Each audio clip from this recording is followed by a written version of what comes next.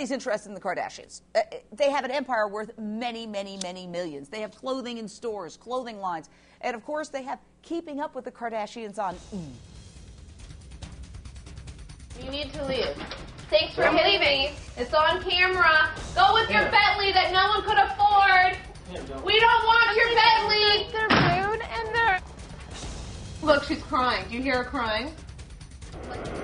Yeah, it's fun and games, but it's also very profitable. They racked in $65 million last year alone, reportedly.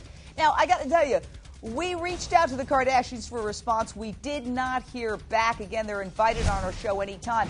But Kris Jenner did speak to TMZ and said, quote, "As far as I know, the factories that are used to manufacture the Kardashian clothing and shoes have nothing terrible going on at all, and the factories are very well policed and meet factory standards."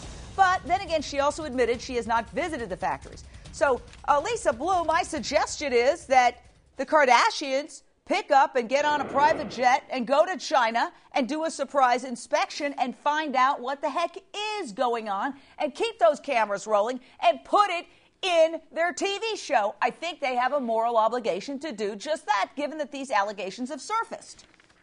Yes, and let's be clear about the Human Rights Report allegations. It's even worse than $1 an hour. It's more like $15 a month because people are charged for rent and for uniforms, and they're not allowed to leave, and they work very long hours in squalid conditions. And I want to emphasize that not all factories in China are like this, and there are many responsible companies that farm out their manufacturing to China now who do very tightly police what's going on in those factories because they don't want a scandal like this, and maybe because they have a heart too.